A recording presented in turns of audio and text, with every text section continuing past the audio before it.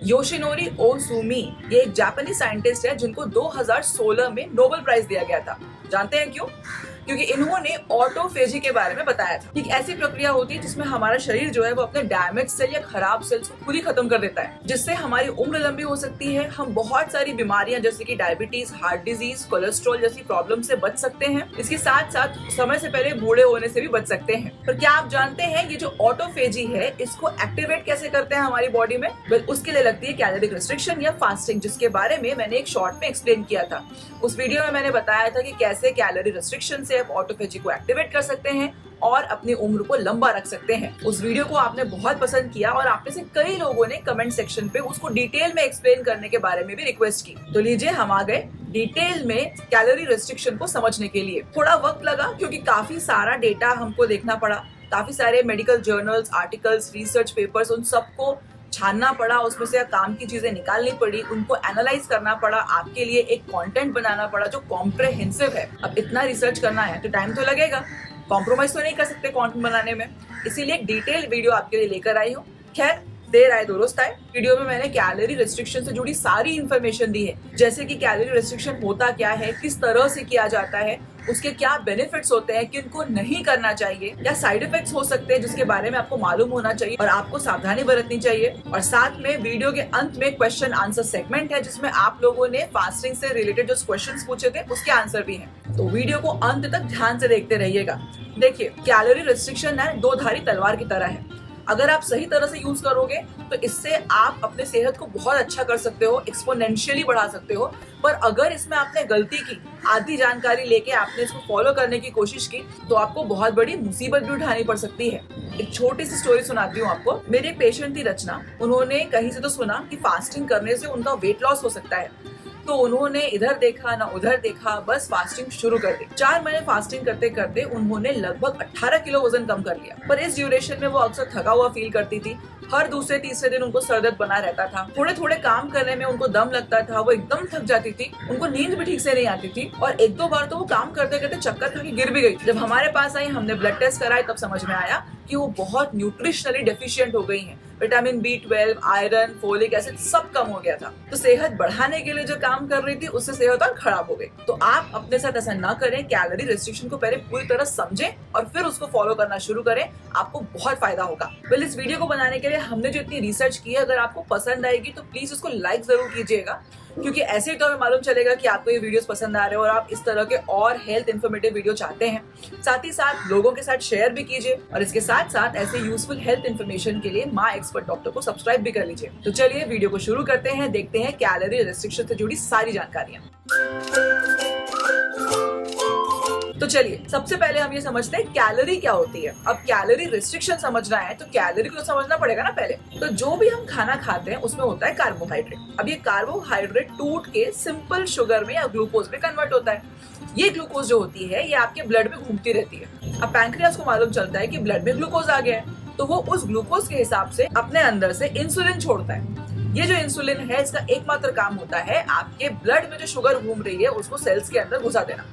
तो जैसे ही ये ग्लूकोज जो है वो सेल्स के अंदर चली जाती है, वहां जाने के बाद ये ATP एनर्जी करेंसी में कन्वर्ट हो जाती है और आपको ऊर्जा आती है। उस ऊर्जा को हम कहते हैं कैलोरी। इसी कैलोरी को यूज करके आप पूरे दिन की दिनचर्या जो रहती है उसको करते हो। एक आदमी को पूरे दिन में जो भी वो काम कर रहा है वो करने के लिए एक स्पेसिफिक अमाउंट ऑफ एनर्जी की जरूरत पड़ती है। वैसे तो ये हर इंडिविजुअल के हिसाब से अलग अलग हो सकती है, पर आप रोजमर्रा की जिंदगी में कितना काम करते हो, कैसे करते हो, उसके हिसाब से 6-7 कैटेगरीज में इसको डिवाइड किया गया है। जैसे कि मेल है या फीमेल है तो वो सेडेंटरी है, पूरे दिन बैठ के काम करते हैं, लाइट एक्टिविटी करते हैं, मॉडरेट एक्टिविटी करते हैं, हेवी एक्टिविटी करते हैं। सो मोटा मोटी देखा जाए तो आप जो खाना खाते हो उस खाने से आपको कैलोरी मिलती है और आप जो काम करते हो उससे आपके शरीर की कैलोरी खत्म होती है। तो खाने से आप जितनी कैलोरी गेन कर रहे हो उतनी ही कैलोरी अगर आप काम काज करते करते वेस्ट कर रहे हो या लॉस कर रहे हो, तो ये होती है बैलेंस्ड सिचुएशन, जो बहुत आइडियल होती है। इसके अलावा अगर आप ज्यादा एनर्जी ले रहे हो, ज्यादा खा रहे हो, ज्यादा कैलोरी ले रहे हो पर कम कैलोरी वेस्ट कर रहे हो, तो आपके पास एक पॉजिटिव बैलेंस बच जाता है, एक्सेस या सरप्लस बच जाता है, जो बाद में फैट में कन्वर्ट हो जाता है। उसके अपोजिट आप अगर कम खा रहे हो, कैलोरी जो है वो कम ले रहे हो, पर आपकी जो एक्टिविटी है वो उतनी ही है और आप कैलोरी लूज ज्यादा कर रहे हो, तो ये एक नेगेटिव बैलेंस क्रिएट होता है। तो इसको हम कैलोरी डेफिसिट कहते हैं और इससे वेट लॉस होता है। तो अब आप मुझे बताओ कैलोरी रिस्ट्रिक्शन क्या होता है। कैलोरी रिस्ट्रिक्शन का क्या मतलब होता है कि आपको जितनी एनर्जी लगने वाली है पूरे दिन की दिनचर्या करने में, उससे थोड़ी कम कैलोरी आपको लेनी है, पर आपको न्यूट्रिएंट्स बराबर मात्रा में लेने हैं। माल न्यूट्रिशन या माल नरिशमेंट नहीं होना चाहिए। सिंपल टर्म्स में देखा जाए तो जो खाना आप खा रहे हो उससे आपको कैलोरी थोड़ी कम मिले और न्यूट्रिशन भरपूर मिलना चाहिए। ये कैलोरी रेस्ट्रिक्शन का बेसिस बनाता है। कैलोरी रेस्ट्रिक्शन के बारे में आज बहुत लोग बात कर रहे हैं, पर इसकी शुरुआत कहाँ से हुई होगी ये जानने में मैं बहुत इंटरेस्टेड थी, इसलिए मैंने थोड़ी इन्फॉर्मेशन यहाँ से भी निकाली है। आप भी इंटरेस्टेड हो, ध्यान से सुनिएगा, मजेदार है।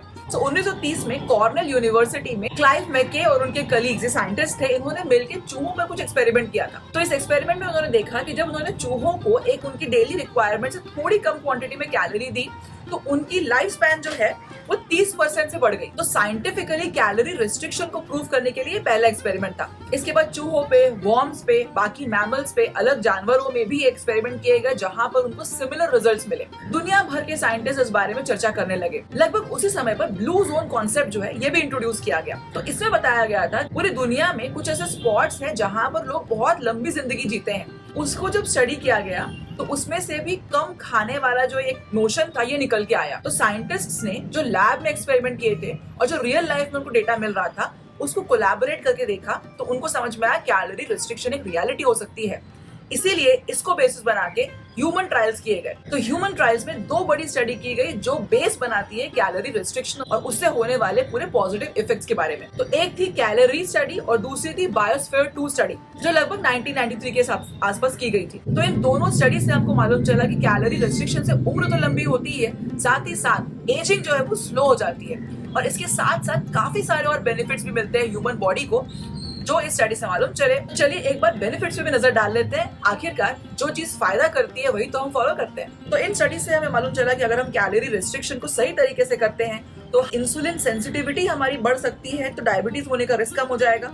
लिपिड प्रोफाइल्स मतलब कोलेस्ट्रॉल, ट्राइग्लिसराइड ये सब बेहतर हो जाते हैं, तो कोलेस्ट्रॉल बढ़ने की प्रॉब्लम नहीं रहेगी। ब्लड प्रेशर भी कम हो जाएगा। हार्ट की ब्लड वेसल्स में जो इन्फ्लेमेशन होता है वो भी कम हो जाता है। कोलेस्ट्रॉल बिल्डअप भी कम हो जाता है। इस कारण से हार्ट डिजीज और स्ट्रोक से हम बच सकते हैं। हमारे दिमाग में memory, cognitive function, mood, mental clarity ये सारी चीजें भी बढ़ जाती हैं।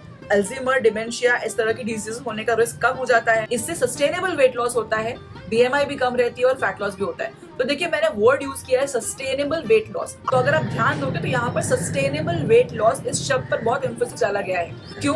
क्योंकि मेरा ऐसा मानना है सस्टेनेबल वेट लॉस जो है वो हेल्दी रहने का सही तरीका होता है। तो आजकल आप देखते होंगे बहुत सारे कोर्सेज, बहुत सारे प्रोग्राम्स ऐसे होते हैं जो आपको बोलेंगे कि हम 3 महीने में, 4 महीने में आपका वेट कम कर देंगे।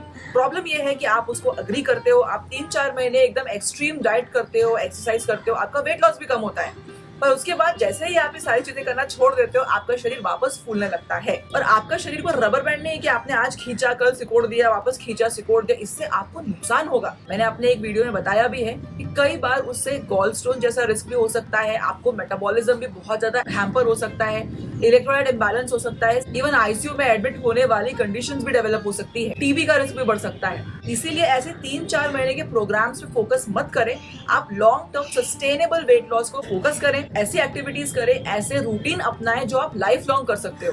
क्रैश कोर्स मत करो, अच्छी स्टडीज करो। इसके साथ साथ कैंसर का रिस्क भी कम हो सकता है। इनफैक्ट कुछ केसेस में जो कैंसर होते हैं वो अर्ली स्टेजेस में रिवर्स भी हो सकते हैं। इम्यून रिस्पॉन्सेज आपके बेटर हो सकते हैं, आपकी इम्यूनिटी अच्छी होगी, बार बार बीमार नहीं पड़ोगे, पेट के बैक्टीरिया अच्छे हो जाएंगे तो डाइजेशन अच्छा हो जाएगा, न्यूट्रिएंट एब्जॉर्प्शन आपका बेटर हो सकता है और इसके साथ साथ सबसे इंपॉर्टेंट आप लंबा जी पाओगे। फायदा सुन के मजा आया? कैलोरी रेस्ट्रिक्शन करने का मन कर रहा है ना? चलिए अब ये देखते हैं कैलोरी रेस्ट्रिक्शन आखिरकार करनी कैसे है। तो सबसे पहले कैलोरी कैलकुलेटर यूज कीजिए। ये गूगल पे आपको बहुत सारे मिल जाएंगे, मैं एक आध लिंक पे डाल दूंगा डिस्क्रिप्शन पे, आप वो भी फॉलो कर सकते हैं। इसमें आपका एज, जेंडर, हाइट, वेट, आपकी एक्टिविटी लेवल क्या है, आप बहुत ज्यादा एक्टिविटी करते हो या मॉडरेट करते हो, सेडेंटरी लेवल लाइफस्टाइल है, जो भी है वो उसमें एक बार एंटर कीजिए। इससे आपको एक दिन में कितनी कैलोरी यूज करनी है वो रिक्वायरमेंट आपको मिल जाएगी। तो ये आपकी डेली कैलोरी रिक्वायरमेंट हो जाएगी। अब चलते हैं स्टेप 2 पे। इसमें आप क्या करो, एक दिन कोई सा भी चूज करो, उसमें आप सुबह से लेकर रात तक जो भी आपने मील्स, स्नैक्स या इवन एक बाइट चॉकलेट भी खाया है वो पूरा एक जर्नल में लिख कर रख लीजिए। उसके बाद अगर जो पैकेज्ड फूड है उनकी कैलोरी इनटेक तो आपको लेबल के पीछे मिल जाएगी, वहां से आप नोट डाउन कर लीजिए। बाकी घर का बनाया हुआ जो खाना है उसमें कितनी कैलोरी आपने ली, ये बहुत सारे कैलकुलेटर्स और एप्लीकेशंस अवेलेबल होती हैं, उसके थ्रू आप निकाल सकते हो कि अगर आपने एक दिन में इडली खाई है, बिरयानी खाई है, चपाती भाजी खाई है, जो भी आपने खाया है वो टोटल कितना कैलोरी हुआ, ये आप उस जर्नल में लिख लीजिए। तो अब आपको एक तरफ ये पता चल गया कि आपको एक दिन में कितना कैलोरी लेना चाहिए, और आपको ये भी समझ में आ गया कि एक दिन में आप कितनी कैलोरी ले रहे हो। तो अब जितनी कैलोरी आप ले रहे हो और जितनी आपको लेनी चाहिए, ये जो डिफरेंस है ये 300 से ऊपर आ रहा है, तो अभी आप कैलोरी रेस्ट्रिक्शन फॉलो करने के लिए रेडी नहीं हो। अभी आपको सबसे पहले तो ये डिफरेंस जो है थोड़ा कम करने की कोशिश करनी पड़ेगी। इसके लिए आप क्या कर सकते हो, ये जो calorie dense nutrition less food है, जैसे कि पैकेज्ड फूड हो गया, प्रोसेस्ड फूड हो गया, जिसमें सिर्फ शक्कर है, नमक है, सिर्फ कैलोरीज है, ये सब खाना आप ग्रेजुअली धीरे धीरे बंद कर दो। अनहेल्दी फूड जो भी आप ले रहे हो उसको आप हेल्दी स्नैक से रिप्लेस करना शुरू कर दीजिए। दूसरा काम करना आपको ये है कि घर से बाहर जो आप खाना खाते हो वो आपको हफ्ते में सिर्फ एक बार खाना है, और हफ्ते में 6 दिन आपको घर के अंदर का ही खाना खाना है। ये दोनों चीजें करने में अगर आप सक्षम होते हो, कर लेते हो, तो अब आप कैलोरी रेस्ट्रिक्शन फॉलो करने के लिए रेडी हो। तो अब आपको स्टेप 2 पे जाना है। यहाँ पर मेन कैलोरी रेस्ट्रिक्शन जो है वो शुरू होगा। तो जब स्टेप 1 में आपने निकाला था कि आपको एक दिन में कितनी कैलोरी चाहिए, उस कैलोरी में से 10 to 20% आप कम कर दीजिए। फॉर एग्जांपल, अगर आपने निकाला था कि 2000 कैलोरी आपको एक दिन में चाहिए, तो उसको कम करके आप 1500 से 1800 कैलोरीज पर कर दीजिए। तो जिस दिन आप कैलोरी रेस्ट्रिक्शन फॉलो करोगे उस दिन आपको 1500 से 1800 कैलोरी का ही खाना खाना है। अब इस तरह से आपको मील बनानी है कि पूरे दिन में आप रेस्ट्रिक्टेड कैलोरी ही खा रहे हो, बट याद रखना है कि फ्रूट्स, वेजिटेबल, दाल, सलाद जैसे जो न्यूट्रिशियस चीजें होती हैं इनको कम नहीं करना है। आपको कार्बोहाइड्रेट रिच फूड प्रोडक्ट जो होते हैं, जैसे कि चावल, चपाती, भाकरी, पोहा, उपमा, ये सब चीजें थोड़ी कम कर देनी है क्वांटिटी में कैलोरी रेस्ट्रिक्शन फॉलो करने के टाइम पे। स्टेप 4 क्या है कि आपको पूरे दिन में ना बैलेंस्ड मील लेनी है। इसके साथ साथ पोर्शन कंट्रोल पे फोकस करें, हारा हाची बू को फोकस करें कि आपका पेट जब 80% तक भर जाए तो खाना खाना छोड़ दे, इसको भी फॉलो करना है। तो कैलोरी रेस्ट्रिक्शन फॉलो करने की स्टेप्स क्या होती है वो तो आप समझ गए। तो किस तरह से आप कैलोरी रेस्ट्रिक्शन को अपने डेली रूटीन में ऐड कर सकते हो, तो 4 टाइप होती है। पहला है टाइम रेस्ट्रिक्टेड फीडिंग, जिसको हम कॉमन टर्म्स में इंटरमिटेंट फास्टिंग के नाम से भी जानते हैं। इसमें हम एक विंडो लेते हैं जिस विंडो में हम कुछ नहीं खाते और दूसरे विंडो में हम खाना खाते हैं। कुछ लोग इसको 16:8 बोलते हैं, कुछ लोग 12:12 बोलते हैं। शुरुआती दौर पर 12:12 फायदेमंद होता है। दिन के 12 घंटे में आपको खाना है और 12 घंटे में नहीं खाना है। धीरे धीरे इंक्रीज करके आप उसको 16-8 के उसमें भी ला सकते हो। 16 घंटे कुछ नहीं खाना है, 8 घंटे खाना है। दूसरी एक वैरायटी होती है ऑल्टरनेट डे फास्टिंग, मतलब एक दिन आपको जो आप खा रहे हो वैसा खाना है, दूसरे दिन आपको बहुत ही कम कैलोरी का या बिल्कुल नो कैलोरी का खाना खाना है। ये टफेस्ट होता है। तीसरा होता है 5:2 ईटिंग पैटर्न। इसमें 5 दिन तो आपको नॉर्मल खाना खाना है, नॉर्मल कैलोरी का। 2 दिन हफ्ते में कोई भी आपको कम कैलोरी का खाना खाना है, मतलब वो 10 to 15% जो कैलोरी रिस्ट्रिक्शन आपने बनाया है वो फॉलो करना है। चौथा पैटर्न होता है पीरियोडिक फास्टिंग।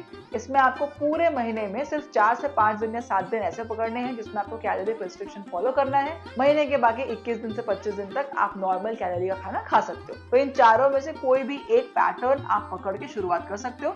मेरे हिसाब से 5:2 ईटिंग पैटर्न जो है ये सबसे सिंपल होता है, इससे आप शुरुआत कर सकते हो। आई होप कैलोरी रिस्ट्रिक्शन कैसे करना है ये आप समझ गए होंगे। अगर कोई डाउट रह गया है तो आप कमेंट बॉक्स पर बेझिझक पूछिए, उसका आंसर आपको जरूर मिलेगा। पर हर सिक्के के 2 पहलू होते हैं, तो अगर कैलोरी रिस्ट्रिक्शन करने से हमें इतना फायदा मिल रहा है तो कुछ ना कुछ नुकसान भी तो हो रहा होगा। चलिए ये देख लेते हैं कि कौन कौन से डिसएडवांटेज होते हैं कैलोरी रिस्ट्रिक्शन करने के, ताकि हम सावधानी बरत पाए। चलिए, तो सबसे पहले अगर आपने ध्यान से कैलोरी रेस्ट्रिक्शन नहीं की तो आपको न्यूट्रिशन डेफिशिएंसी हो सकती है, जैसे कि रचना को हो गई थी। मसल लॉस हो सकता है, आपका मेटाबॉलिज्म जो है वो स्लो हो जाएगा, जिसके कारण और बीमारियां बढ़ जाएंगी। हार्मोनल इम्बैलेंस से, जैसे कि thyroid problem, cortisol problem, reproductive hormones जो होते हैं वो खराब हो सकते हैं। इनफर्टिलिटी, पीसीओडी जैसे प्रॉब्लम्स भी हो सकते हैं। साइकोलॉजिकल इफेक्ट्स पड़ सकता है आपको, हो सकता है कुछ लोगों को stress, anxiety, mood swings, disordered eating habits, social life भी आपकी अफेक्ट हो सकती है। डिसऑर्डर्ड ईटिंग हैबिट्स के बारे में समझना थोड़ा जरूरी है।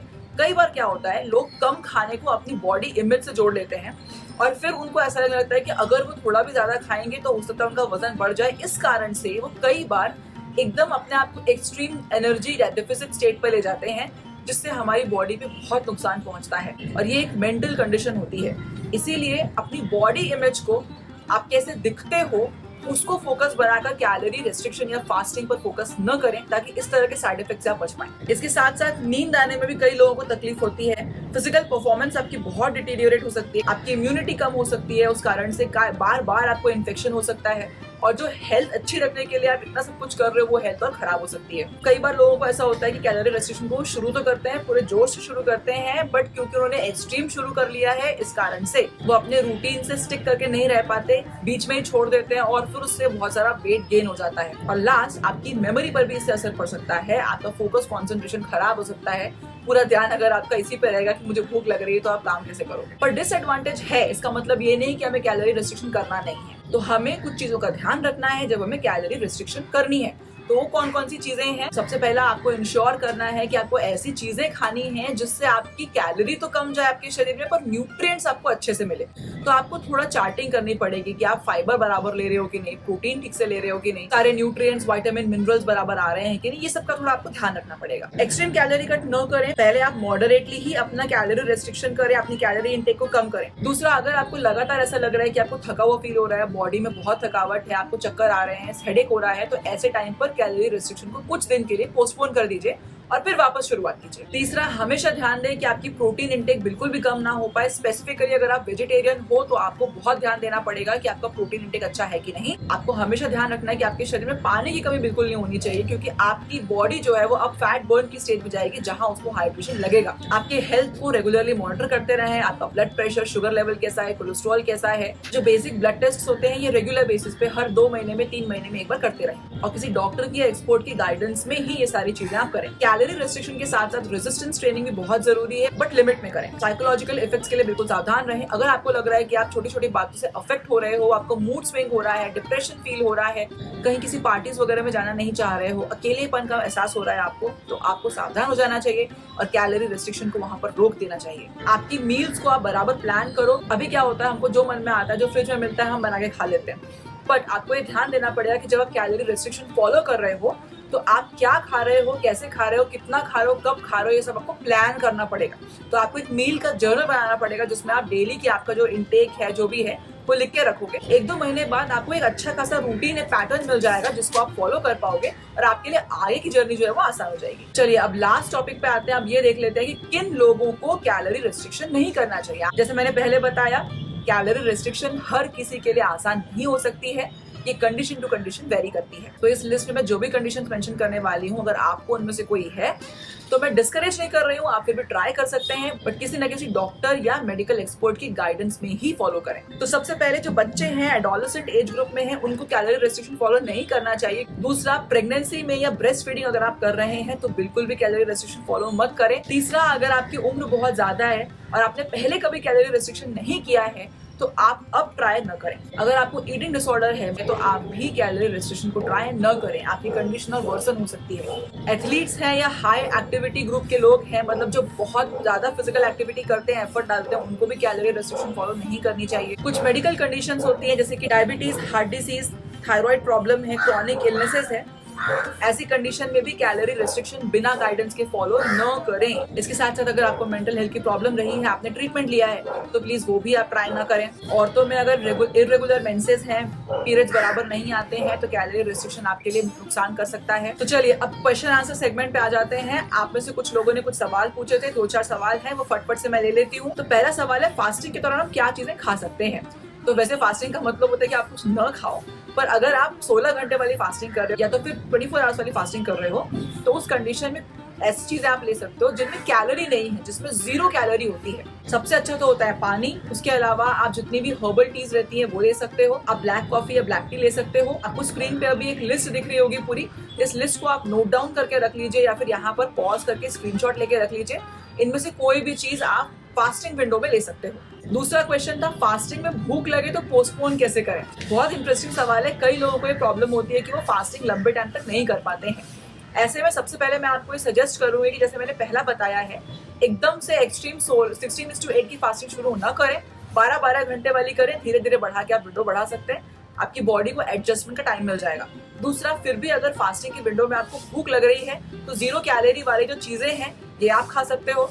फिर भी आपको अवॉइड करना है तो देखिए, आप पानी पी लो और थोड़ी देर के लिए अपना ध्यान डाइवर्ट करने के लिए या तो किसी फ्रेंड से गॉसिप कर लो, या आप थोड़ा चल सकते हो, आप टीवी देख सकते हो, किसी भी ऐसी चीज में अपने आप को इन्वॉल्व कर सकते हो जो चीज करने में आपको मजा आता है। तीसरा क्वेश्चन था, diabetes, heart disease, hypertension, cholesterol के पेशेंट भी क्या फास्टिंग कर सकते हैं। वेल मैंने आपको अभी अभी लिस्ट में बता दिया है, आपको इसका आंसर मिल चुका होगा। चौथा क्वेश्चन था, क्या हम कैलोरी रिस्ट्रिक्शन के टाइम पर पानी पी सकते हैं? श्योर, पानी बिल्कुल पी सकते हैं, कोई प्रॉब्लम नहीं है। तो अब मैंने आपको डिटेल में कैलोरी रिस्ट्रिक्शन के बारे में सब कुछ बता दिया है, आपके पास सब मटेरियल अवेलेबल है, किसको करना है नहीं करना है वो भी बता दिया है। तो अगर आप लास्ट में जो मैंने कंडीशन बताई है इनमें से किसी कंडीशन ग्रुप में नहीं आते हो तो आप कैलोरी रिस्ट्रिक्शन शुरू कर सकते हो, इन सारी चीजों का ध्यान रखते हुए। और इस जर्नी में कभी आपको कोई समस्या आए, कोई कंफ्यूजन डेवलप हो तो आप कमेंट बॉक्स में बिल्कुल सवाल पूछ सकते हो, उसको आपको जवाब मिल जाएगा। तो आज के लिए बस इतना ही, जल्द ही फिर से आपके साथ मुलाकात होगी ऐसी ही इंटरेस्टिंग हेल्थ वीडियोस के साथ। तब तक के लिए हेल्दी रहिए, खुश रहिए।